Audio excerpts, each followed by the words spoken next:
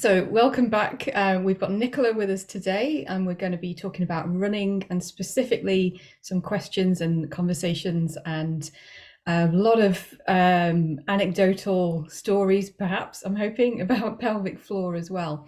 So, Nicola, if you can give us a brief description of what you do, why you do, how you do it, all of the good stuff, we are ready and waiting to hear. Fantastic. Okay, well, thanks for having me on this. I'm really excited to be part of the summit.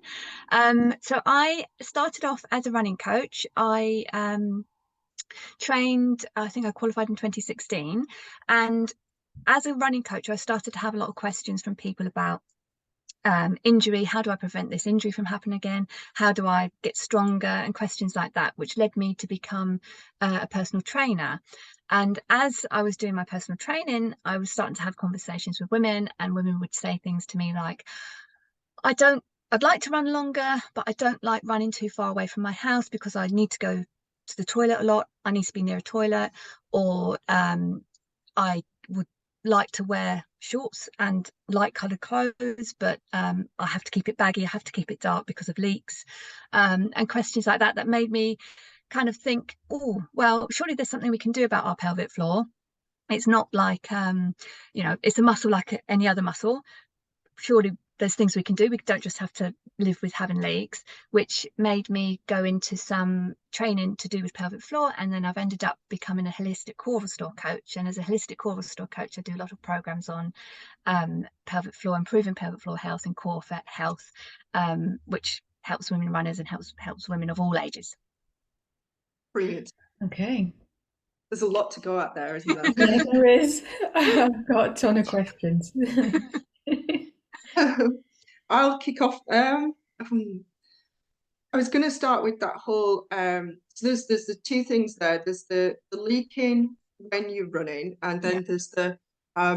Would we say that the not wanting to be too far away from the house is more to do with like urge incontinence rather than? Yeah. Yeah. So shall we right. start there with like the difference between the different types of issues that people might have? Yeah, absolutely. So with pelvic floor, you can have the urge incontinence, which is that when you need to go, you need to go, and a lot of that can be helped with that through like bladder training. So you can train your bladder to kind of hold more wee and not have to go as urgently as you do. So there's that aspect. There's a weak pelvic floor as well, so your muscles might not have enough tone. There may be some with that one you might need to strengthen your pelvic floor. That can cause leaking. On the other hand, you can have a too tight pelvic floor. So if your tight is hypertonic, which means it has a lot of tension and is contracting all the time, that can also lead to leaking. And there's what you do for a hypertonic pelvic floor might be different from what you do for a hypotonic pelvic floor, and might be different to what you do if you've got urgent incontinence. So there's kind of working out why you're leaking, what's the cause, and then helping with that. And then with running, if you only ever leak when you run, so if you don't leak at any other time, you're absolutely fully functional at all other times. It's only when you're running. Maybe it's when you're running downhill or uphill in particular, or doing speed sessions. That's when you leak. That might not be your pelvic floor at all. That could actually be your hip flexors, your glutes. It could be other muscles around the pelvis that's impacting your pelvic floor. So it's quite useful to know when you leak, what's the triggers for that, and then you can deal with it. So Wow.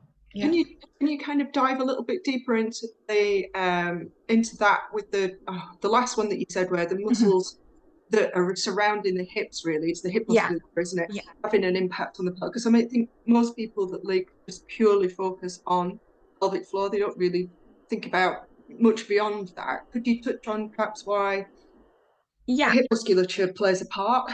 Yeah, absolutely. I've got a pelvic floor model here, so I'll get it out. So this here is model of the pelvic floor, or the pelvis. So we've got our bony hips. So if you put your hands on your hips, that's kind of what you're feeling here. we've got the pelvic organs in here, which I will take out. And you'll see that the pelvic It's a quick floor, hysterectomy, yeah, that, just wasn't it? Yeah. quick, whip it out. So the pelvic floor is attached to the hip bone, sort of to the spine. So here we've got the lower end of the spine here to the coccyx. So the muscles are attached here with the connective tissues all the way to the pubis at the front. So that kind of gives you an idea of what the pelvic floor looks like. That's the red bit. That's the red bit, yeah. So the red and the blue, it's all part of the pelvic floor. So the red bit are your muscles, and there's 3 layers of muscles. So it's not just one pelvic floor, there's 3 layers. The blue bits are your connective tissues, which we might get on to about later, because that's kind of why women may start to leak around the menopause, is something to do with the connective tissues. So that's all your blue bits there. And then you've got other muscles that attach to the hips. So you've got like your hip flexors, that your psoas, which your hips attached to the spine, which will go through here and out to the hips here. You've got your iliac muscle that comes here as well. You've got your glute muscles and your piriformis, which kind of, so they're all attaching to similar places and similar spots. They're all sort of going through, and they're all occupying the same space. So if you don't have much mobility or much flexibility within those hips, or you've got a lot within those muscles that aren't the pelvic floor muscles, so your hip flexors, your glutes, that can cause sort of the muscles to impact on the pelvic floor, impact on the bladder. So if it's only when you're running, it could be you just need to work a bit more on your hip mobility rather than trying to strengthen the pelvic floor. Your pelvic floor might be absolutely fine. It might just be all these other muscles that are here in this whole area that's causing the issue. Yeah. And is it so the other side of that coin would be, again, I'm trying to form a question rather than issue a statement, but Yeah. Struggling with that, as I have done with every interview. The pelvic floor being weak or tight, using those words very loosely, obviously, but also that if it's only happening when you're running, perhaps the idea that it's to do with load, i.e. it might still be the pelvic floor, but it's just that the pelvic floor, it can cut when you're walking, it can cut when you're standing cooking your dinner, but that bouncing up and down is just too much load for the pelvic floor to deal with. Yeah, that's right. So that could be another issue as well, is the load on the pelvic floor, and that's more likely to be with the too tight, the hypertonic pelvic floor. If you imagine with that kind of pelvic floor, the muscles are contracting all the time. So if you think that they're stronger, like if you think of my fist just being contracting, and it's like this the whole time. So once you get some load, it kind of goes oof, and then that's where you've got the leak. It's kind of that impact that forces the pelvic floor to relax, and then it kind of tightens again. And with the kind of too tight pelvic floor, the hypertonic or too toned pelvic floor, sometimes that can be to do with stress as well. So not just thinking about what your muscles are doing, but your whole health as well. If you're thinking about, if you think back to a particularly stressful situation you've been in, just thinking about it, you might start to feel your muscles contract, maybe your shoulder muscles contracting, but you also might start to feel that pit in your stomach kind of tightening in your stomach area. So if you have a lot of stress and you're holding that stress in the pelvis, that can cause the problem, and that can cause the muscles just to be contracting all the time. Is it quite similar? So yeah, so sorry, I'm not a runner, so obviously that they sort of like within lifting, I will be teaching to breathe correctly, use the diaphragm. Yeah. So, you know, and again, when you're referring to the stress, that they're using the sort of the accessory muscles rather than the main diaphragm. Do you have to teach breathing techniques for running as well to create the intra-abdominal pressure area sort of thing? Yeah, Absolutely. So when I'm working with a woman who has whatever kind of pelvic floor issue she has, one of the key things is the breathing and getting that coordination with the breath and the lift, and kind of getting everything to work together. As you know, the diaphragm and the pelvic floor are connected through your abdominal muscles. So what you do with your breath and your diaphragm will affect the pelvic floor. So it's definitely a key thing that I teach when we're talking about pelvic floor and trying to improve your pelvic floor health is working on that breath. Yeah. Because I think it's a thing that I like to say to my ladies, that you look at a baby when they first, before we introduce them to sitting down, pulling the belly button in, because you're supposed to have a flat stomach, and you can just watch that, the beauty of a child, till we screw them up with life. And So how hard is it to do that, to actually teach the ladies to actually be able to connect the whole breathing? I think sometimes people get it almost like straight away. Sometimes it's harder. I think for some women in particular, like you just said, you always talk to flat belly, hold your belly in. So every time you're standing, you're thinking, hold your belly in. So everything's got that tension, which can then cause back problems as well, because you're holding. So everything's linked. So it can be hard for some women, and there's ways around it. So I've worked with some women where we lie on the floor and we breathe on the floor, and then you've got the feedback from the floor, so you can start to, you've got external things helping you with that breath. But yes, it depends on the individual, but sometimes it's like, oh yes, I get it almost straight away, but it's not. It's usually takes a few times first. So it's actually quite similar to what I teach with lifting. I'm just not doing the running at the same time. Yeah. We know you do a bit. We know. Occasionally, if I've got to get into a bus quick. Just going back to that whole idea about tension and thinking about the hypertonic pelvic floor and stuff. You talk about certainly I work mainly with female runners, and I work with the odd bloke as well, but women seem to be my focus, which is nice. But they seem to run, not only is it their identity, but they run for, and they'll even say, they'll describe it like this these days, which is nice. They run for the mental health. And I know it's kind of a very broad term, and it's a big thing at the moment. But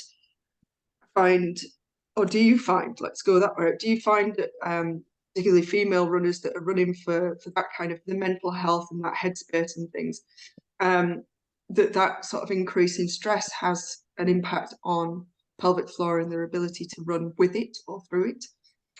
I think when one aspect of having the running as your mental health kind of tool is that if you can't run for whatever reason, if you're leaking so much that you can't run, that then causes that stress. But if there's any other, an injury or anything else that stops you from running, it can then really impact how you feel about yourself and your mental health. So trying to think of other ways of down training to kind of meditation, relaxing, whatever it is, can be really helpful. I think with the women runners that I know, it's definitely a key part is relaxing in other ways, so that if you ever have to stop running for whatever reason, you don't lose that capability to cope with things.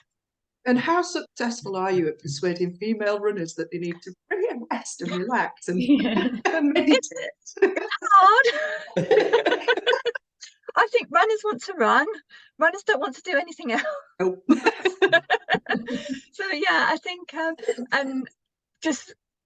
I think once you get across that the resting and relaxing is the thing that's going to allow you to keep running.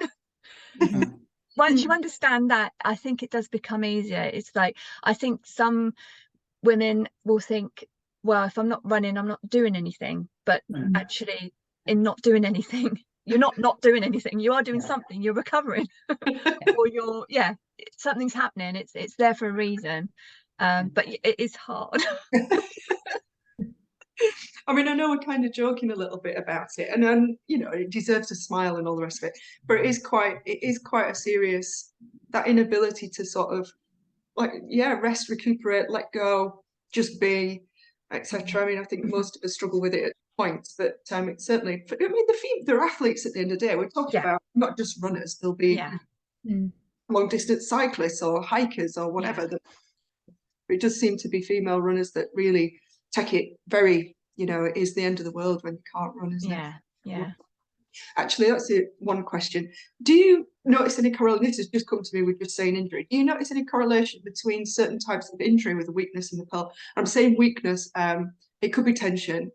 Just kind of envisage more of a weakness causing potential injuries that are, I mean, it might not be research based. We're talking anecdotally here. I'm just interested if there's any, you know, knee issues would spring to mind with weakness of the pelvic floor, that sort of thing. Do you notice anything like that, or? Not necessarily, but there is, I mean, with female anatomy, and the way that the pelvis and the thighs muscles are, and the way it sits in the hips, that does lead to more knee injury, leads to more ankle injury. So definitely there's injuries that women have, or that women are more prone to do, which is due to our anatomy, than men do. So men may also get these injuries, but women are more prone to them due just to our anatomy. And I think one of the programs that I teach with Holistic Core Restore, which is Fit to Run, which is all about building women's female specific strength for runners and long distance walkers, and we do a lot of work on ankle, knee, hip. So it's not, I've not noticed that there's you know, women who have certain pelvic floor issues have certain injuries. I've not noticed that, but I've just noticed that women tend to have more of a certain injury than others. Angie, anything? I was thinking, how common are these problems? I'm saying problems as a whole. We've talked about a lot of problems, but how common are they? Because, you know, there's loads of stats that we can look at. As a health professional myself, I can look up the stats myself, but I always take it with a pinch of salt, because the data around that's being reported, you know, how much of that is there a gap between people suffering, waiting for years to get the advice, and then that data showing up later on? And I'm also thinking there's kind of two questions here. How common is it? And if I don't have issues now, I'm a woman, 43 years old, I'm staring perimenopause in the face, and I don't have any pelvic floor issues. I run regularly.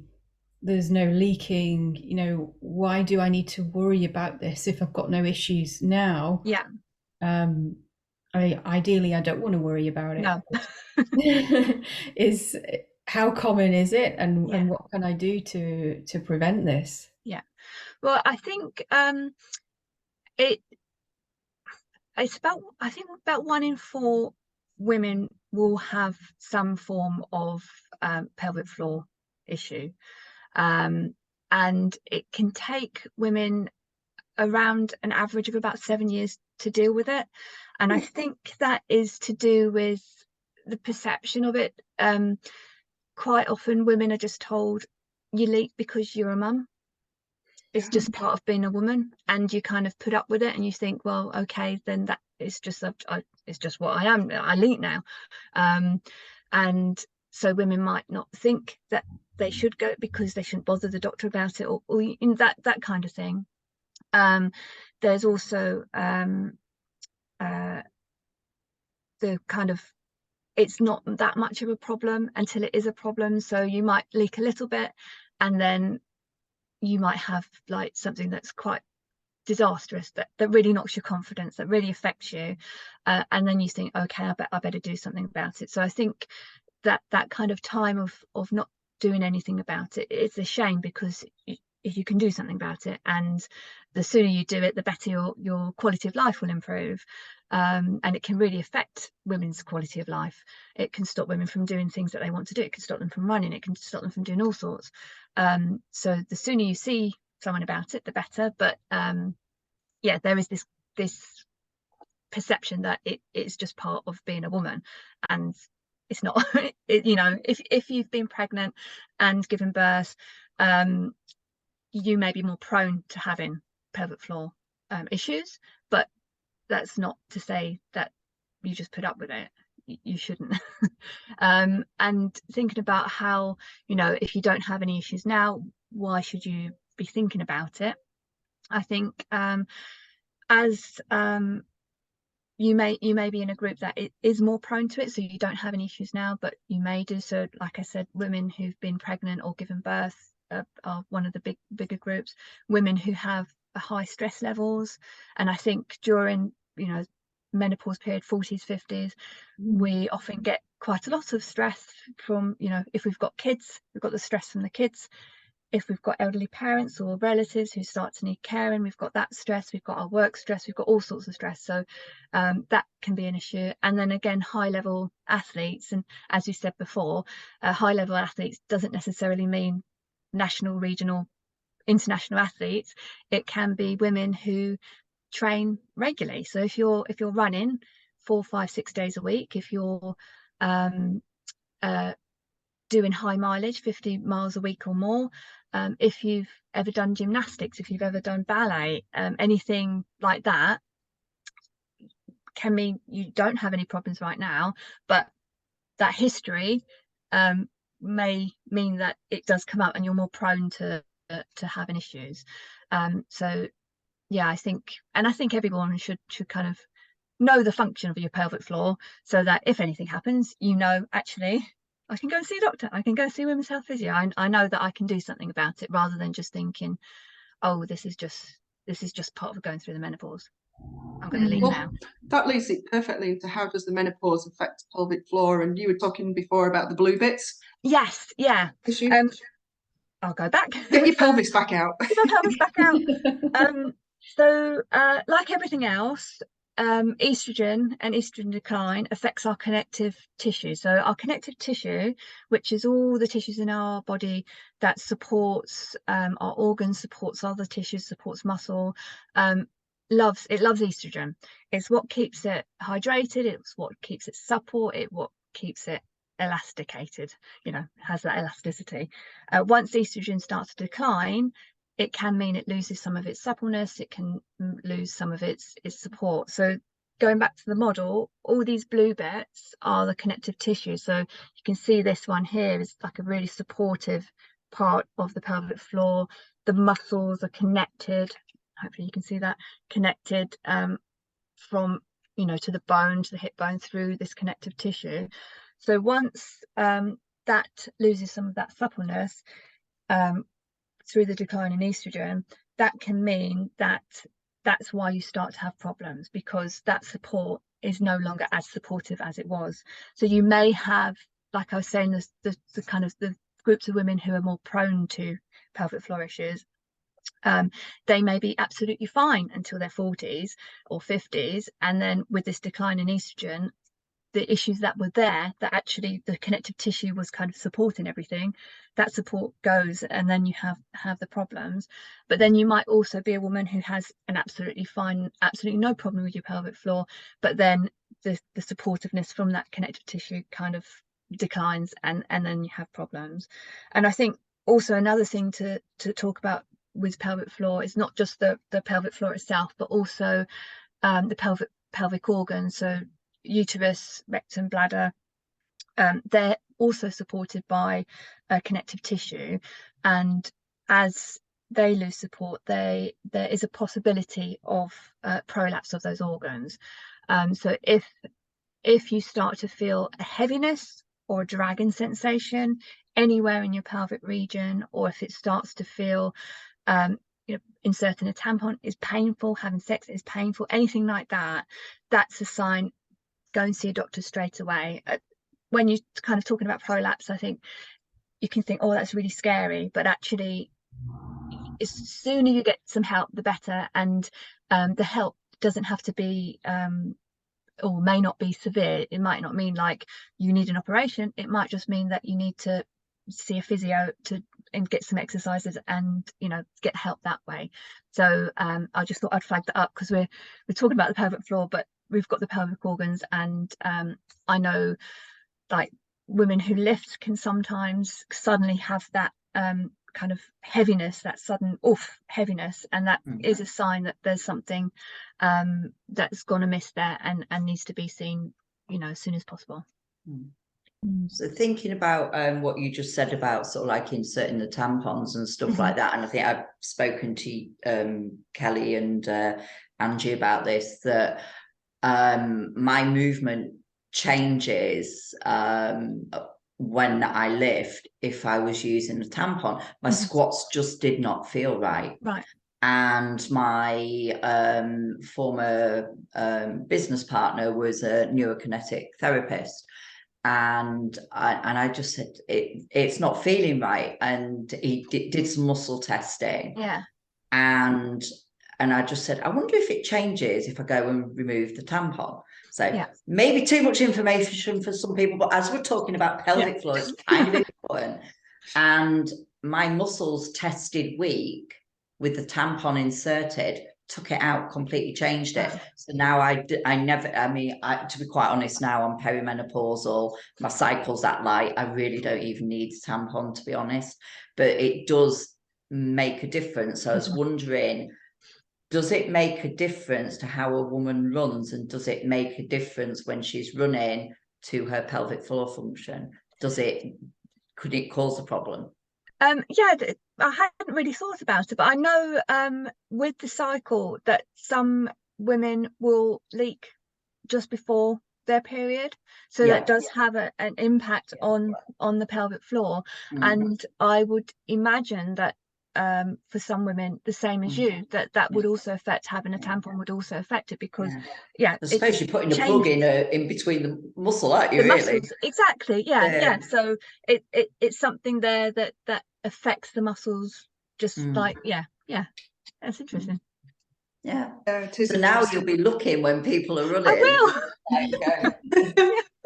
I hadn't thought about it. It was only purely my squats just didn't feel right. So there you go.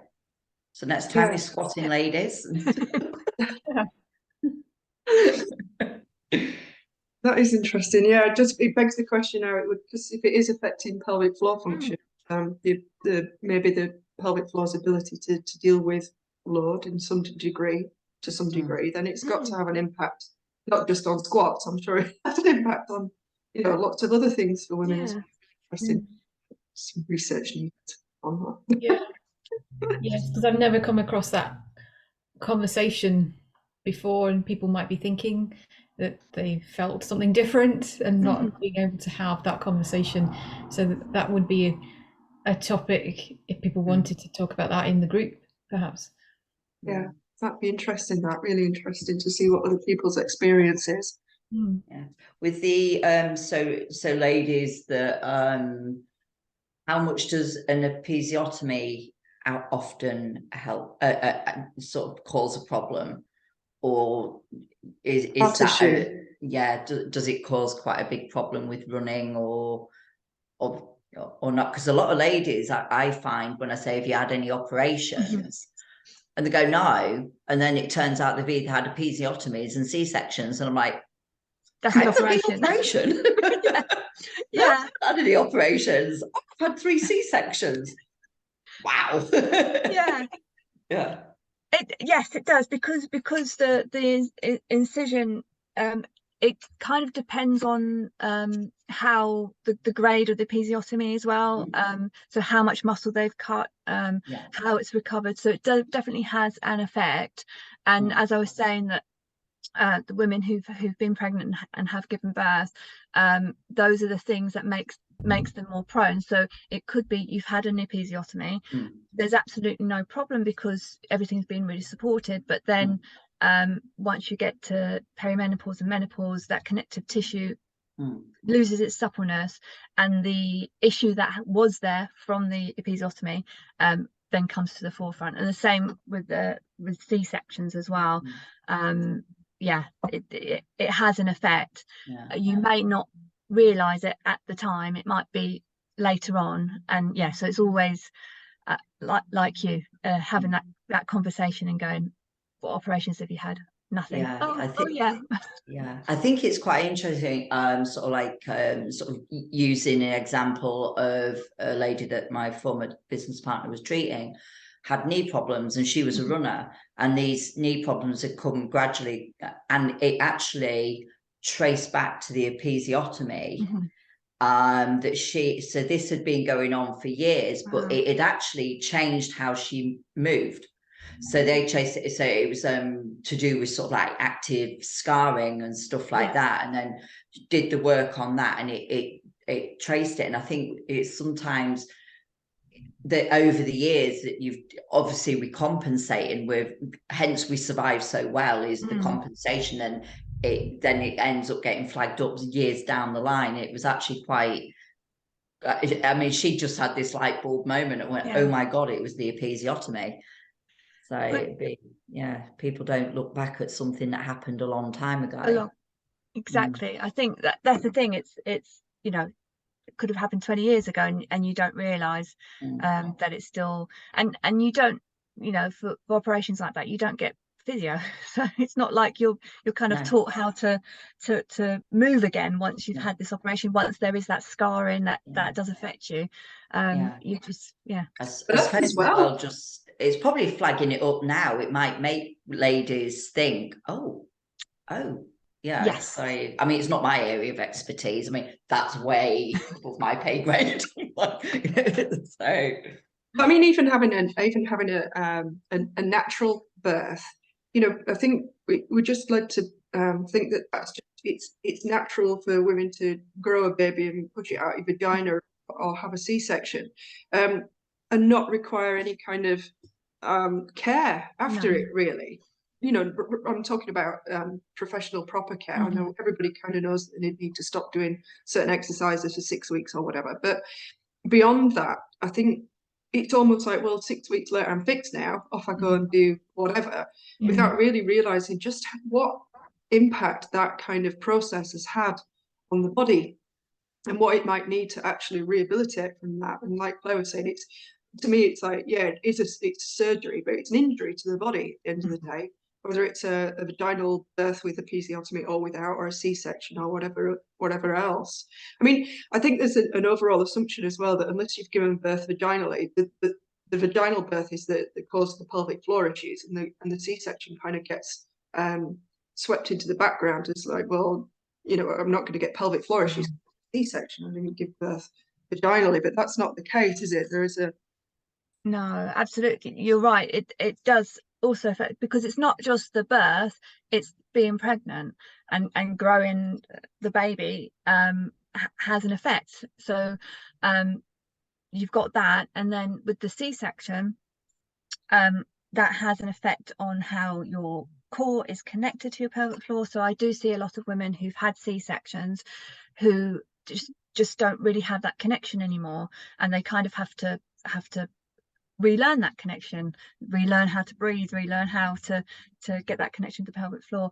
So it definitely it's not just vaginal birth that you have to think, oh, that might be an issue. It is everything to do with pregnancy and birth that can cause issues later on, or even almost straight away. I suppose it's like when we go to the GP, isn't it? So the ladies go and you get your 6 week all clear, and then they think that they're good to go, and you're thinking, well, it was kind of a traumatic thing that the body's been through. I don't know if any of you saw was it the Body Worlds that Gunter Van Hagen's did, where he did the plastinating the body. And I think the thing that resonated with me, is probably why I never had children, was there was the plastinated body of a female, and she donated a body to this, and it was the head of the child was engaged, and she was ready to give birth, and I think there'd been a car accident or something, and there was a plaque above it, and I think it says something along the lines of, "This is the most dangerous state a woman will naturally ever put her body into," and I'm like, yeah, that's it. But again, I don't think women realise how much they are, even though, yes, it's the most natural thing that women do, but whew, it's quite a trauma, isn't it, really? It is, and you think it's taking you 9 months to get to this point. It's going to take at least 9 months to recover. And I think with running, with the you know, you shouldn't really be running until, I would say, at least 12 weeks.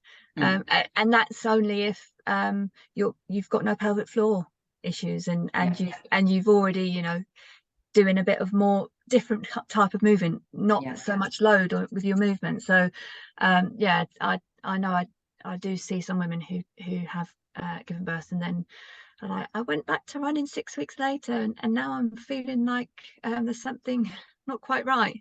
So yeah, you need going back to the rest and recovery. You need to recover. So if you have a lady that comes to you after she's been given the all clear or anything like that, what's the first thing that you tend to start with? It would be getting that connection back with the pelvic floor. So core, breath, core, pelvic floor. I think it all starts from there. And then once you've got that connection, you can then start moving, you can start adding load, you can start running, you can start lifting heavier weights.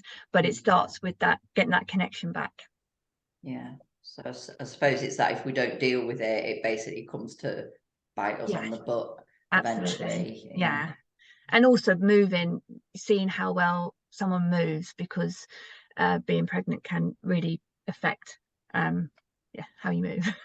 and then, you know, that like you said, that can then just be your pattern of movement for the rest of your life then, and then that can cause knock-on effects without even realizing it. So I suppose as well, the better state that we're in before we hit the perimenopause, menopause. So from a young age, then it's going to set us in good stead. It's that, again, the more muscle mass we have by the time we hit 50, we're going to be in better state by the time we're 80 or something like that. It's all about being prepared.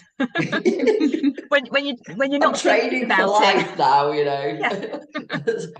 Screw the aesthetics now, you know. But, it's I want to get off the floor if I fall down, that kind of thing. Absolutely. It occurred to me as well, we were talking about the separation between the red bits and the blue bits, the muscles and the connective tissue, but while we were talking about that, I was kind of reminded about how much muscle mass, Claire, you bang on about this all the time. I think you've even got the numbers, so much percent per year, and I just, every time you say it, I just kind of go, scary. Scary, the amount of muscle that we lose. And I suspect, you know, well, it's certainly worse for women. Men obviously suffer as well, but not quite as badly as women. And of course, you know, you think about it really, like you said, Nicola, at the beginning, pelvic floor is a muscle like any other, and if we're losing muscle mass, that's going to be all muscles. You know, these teeny tiny bits, but it's enough, isn't it, for a smaller muscle to be impacted as well. So yeah, it was just an observation more than a question. And I think that's the interesting thing, sort of like, you know, what you're saying about losing the muscle mass and the actual protein needs. And I'm talking complete proteins, you know, not so I won't even go into that, but the full amino acids and stuff like that.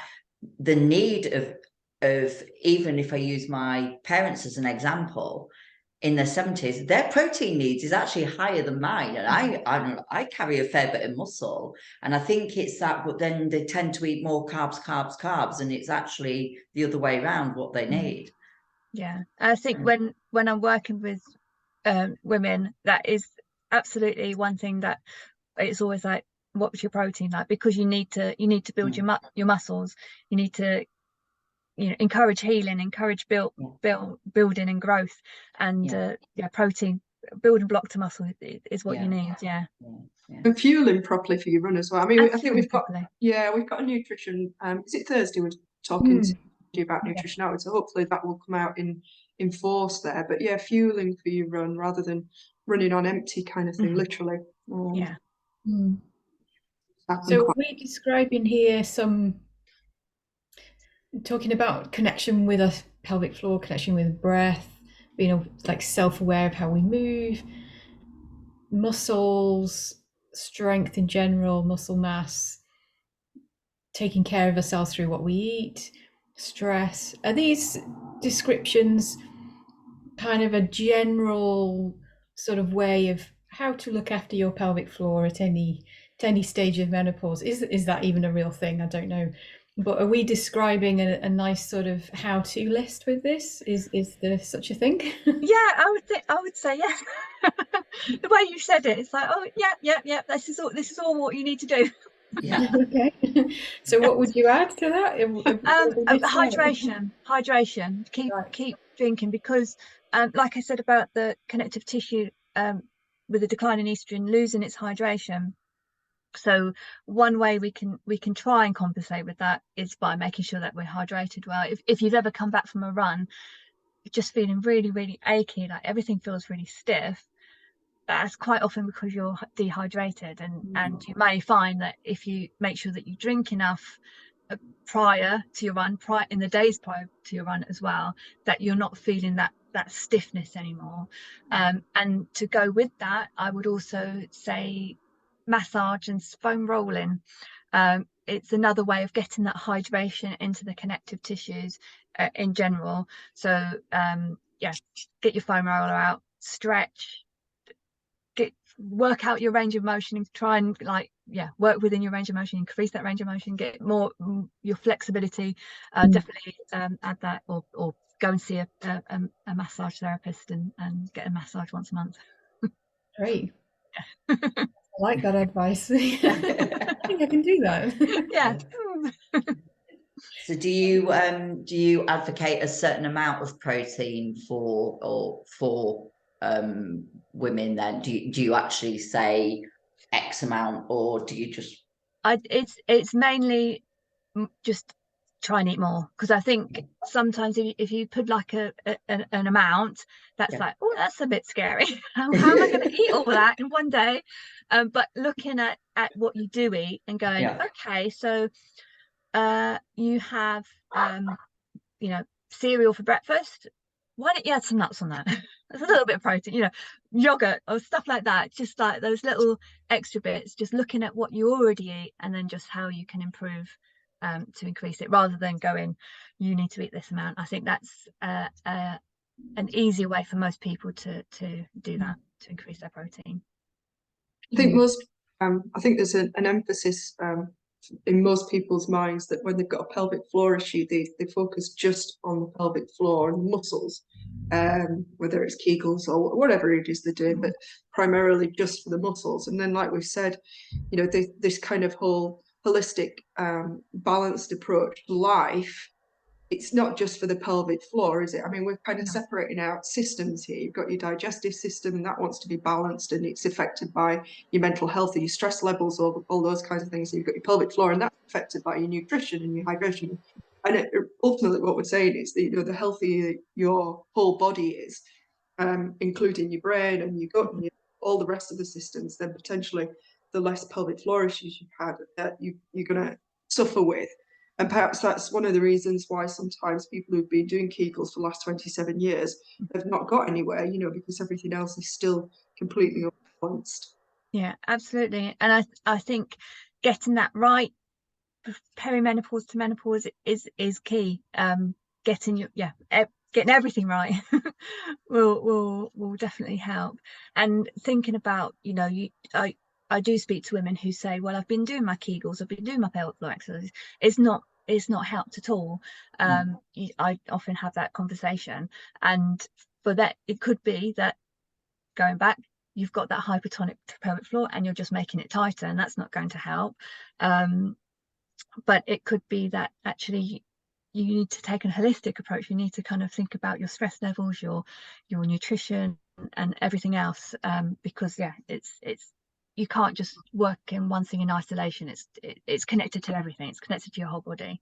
Yeah. Do you sort of like with your the people that you work with, then are you sort of like looking at, you know, like I would look at posture, but I sort of, a lot of my ladies, well, a lot of people actually during lockdown, working from home, actually ended up getting themselves a standing desk. Mm. It actually made so much difference to them. And I don't know whether you said, and if they did do that, I go, just don't stand there all day when you're not used to standing there all day, because it's you stood there for 8 hours and it's like, oh my god, you know, it's there's hard work as sitting, isn't it? Do you advocate a standing desk more, or I think it I've made you it think now, depends. Yeah, haven't I? you have made me think. Yeah, I'm thinking, because I do work with some people and they have standing desks, and then I have other women who you know, have a much more active job or active day. But yeah, I think just standing as much as possible, even if you don't have a standing desk, just making sure you get up and you're not sat down for 5-6 hours a day, that you actually do get up and move. You know, putting an alarm on your phone to get up. My clients have to have a kettlebell. Oh really? Yeah, get up and do some deadlifts or some swings. Yeah. So, do something active. yeah. Because does posture have quite an impact on pelvic floor? And so again, if they've got an anterior tilt or a posterior tilt. Yes, it does. And trying to get that sort of neutral position of the pelvis does help. I think quite often I'll it's one thing that I do look at is the posture. How are you standing? So how are you standing? How are you moving? And then going from there. Yeah. I think it's trying to undo some, like I said, the way somebody stands, walks, moves, runs is really a product of everything that they've experienced or done or moved or traumas, whatever, for the pretty much their entire lives. And unpicking that can be difficult. You know, that's what I think that, and then we've also got that cultural focus, haven't we, or that cultural thing of, you know, just give me the top 3 exercises to fix X.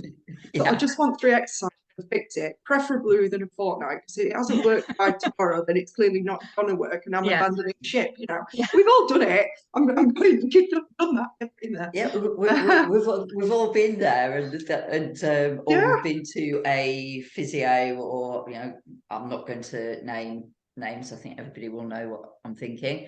You go and you've got this shoulder injury and they hand you the sheet of how to deal with it, and I'm like, it's just textbook, and it's the same thing for 3 different people, and it's the same treatment. You know, it's not they're not treating what's in front of them. I think part of the problem there is that nobody does those exercises. Doesn't matter who you are. Yeah, well, how's the exercises going? Those that I gave you. Going for a run. Once. Exercises. Yeah. I mean, all joking apart, though. I mean, a lot of these conversations that we're having, you start to talk about holistic, and you know, for a lot of women, I would imagine, given the amount of stress they're under, and like we talked about, kids, elderly relatives, work, life, husbands, whatever it is, you know, they're under all that stress as well, and it becomes very overwhelming to think, well, not only have I got to, I'm leaking a bit, I've got to sort out my feet, my knees, my hips, my spine, my pelvic floor, I've got to breathe different. Jesus Christ, I've been breathing wrong for the last 20 years. And you start, and you kind of go, oh shit, I'd rather not bother, I'll just wet myself by some tenors, you know. Life's too short. So I can see that would be, and that's probably where you come in, Angie. That's your kind of thing, isn't it? Helping people with the overwhelm. Was it you, Angie, that said that was the longest aisle in the supermarket with the feminine products was actually the incontinence pads? No, it wasn't me that said that. Who said that? I can't remember. Somebody was interviewed. It was one of the interviewees. Yeah, she was talking had about that how recently. Frightened her to death when, was it Paulette? It might have been Paulette. Yeah, could have been. Yeah, but the fact that it was the what is it like? There was the tampon bit, and then it was the tenor was a lot, Yeah. or the Yes. the urinary incontinence stuff was a lot Yeah. bigger.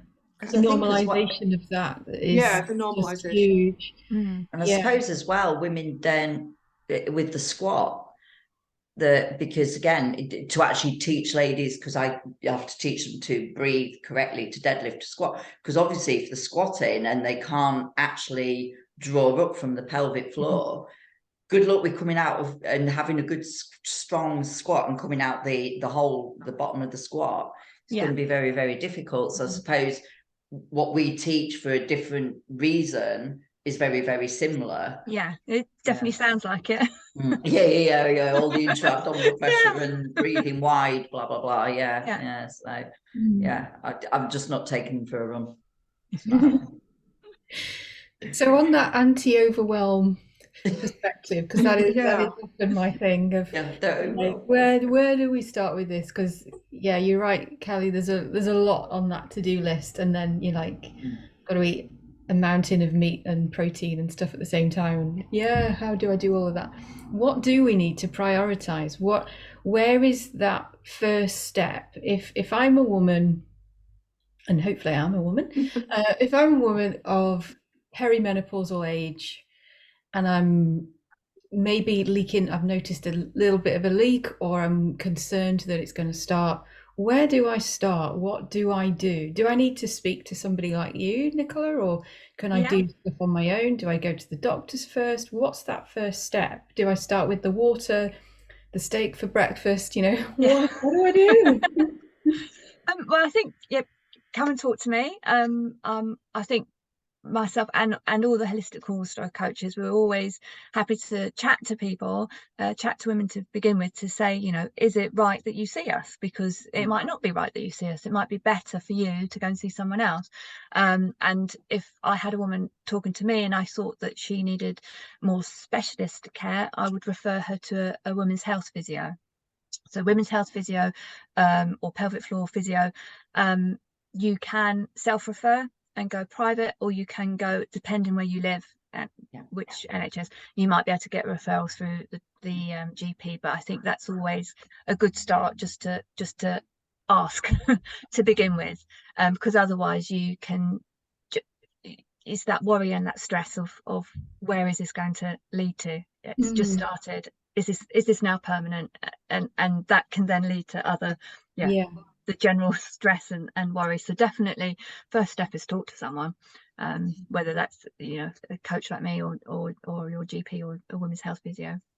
Just talk about your concerns, and then I think down training, like I said about how it's not just about the lifting. That down training, that kind of relaxing, that breathing is really important. So doing things like spending 5 minutes or less than that just doing your deep breaths, doing your box breathing, breathing in for 4, hold for 4, breathe out for 4, hold for 4.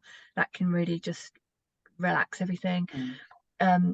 Just nice releases for the pelvic floor, like child pose, pigeon pose, those kind of yoga poses, or just lying on your stomach and breathing and just relaxing. No disturbances. I think that's a good way to start. And I think the more you can do that, the more you can do that down training and just letting go and relaxing will help you in general. Okay. Right. Is there a directory of sort of like female health physios? Because again, it's notoriously very, very difficult to actually sort of find somebody that specializes in this area. Yeah, there are.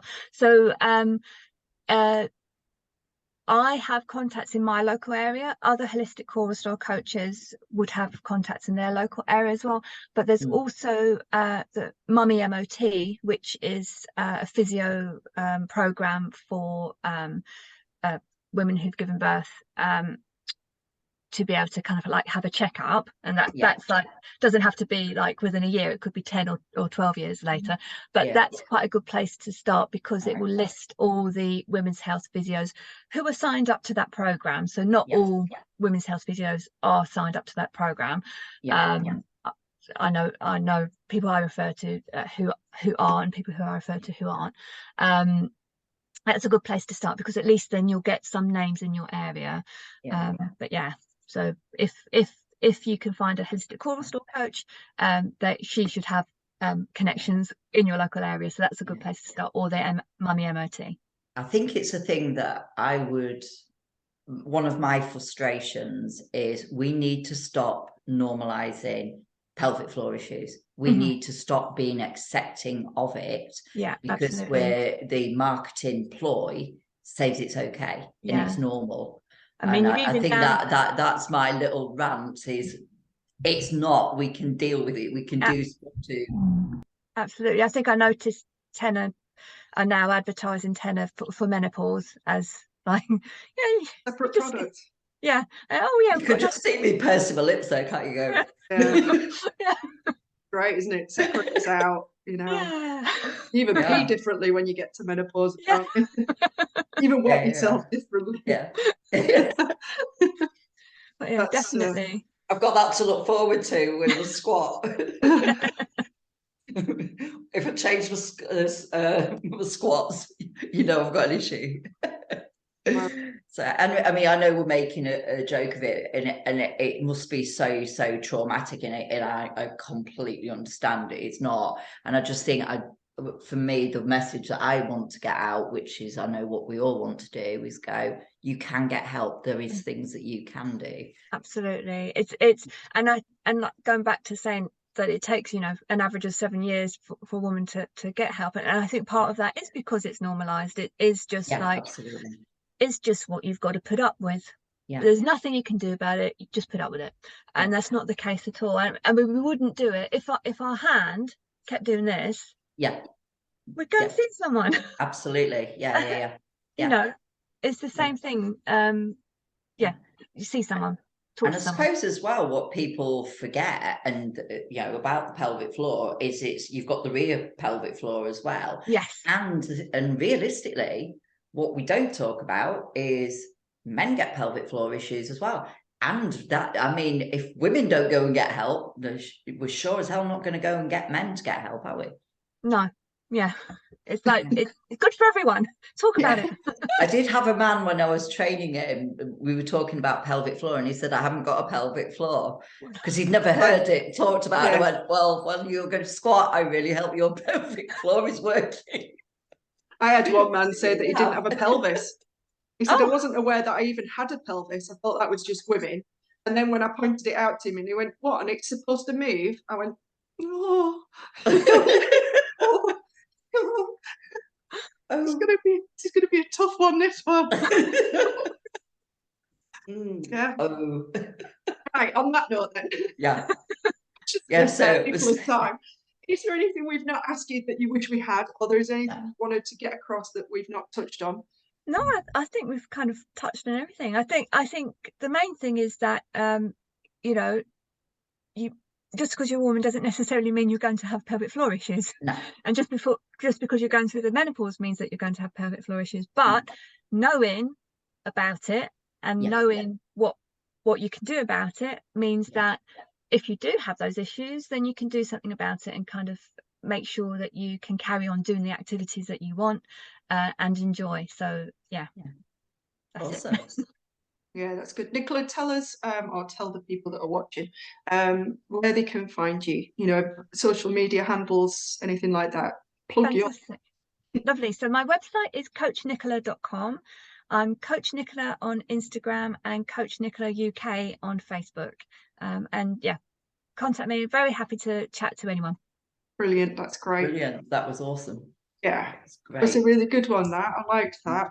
It was nice to have, because sometimes we've been quite broad, haven't we? What we've been discussing. It's nice to have a focus, to hone in on. Brilliant. And really good to have that visual. Your model.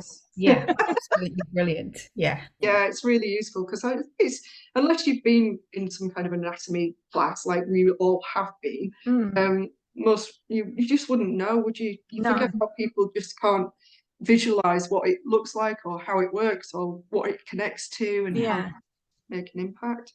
I think the only thing we didn't get across, and I'm kicking myself a little bit, and maybe we keep some of this in, but we were saying that it can be overwhelming to think that there's so many things that you need to fix in order to fix whatever issue it is, in this case pelvic floor. But really, the other way of looking at that, to take a more positive kind of view on it, well, having that wide variety of options or possibilities for care or possibilities for solving the problem is a much better place to be than only having this option.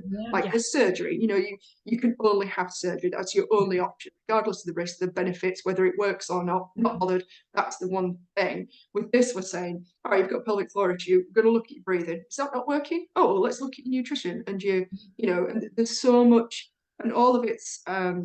Listen, I'm going to use the word easy because it is. They're relatively simple. It's not easy. Simple, relatively simple solutions that you can implement lifestyle wise daily. It's not like you need to take a huge chunk of you. We're not saying you need to put aside an extra hour a day to meditate, lift your pelvic floor, drop it back down again, sort your hips out. But so you can do some of this from a lifestyle perspective and incorporate it into your day as well.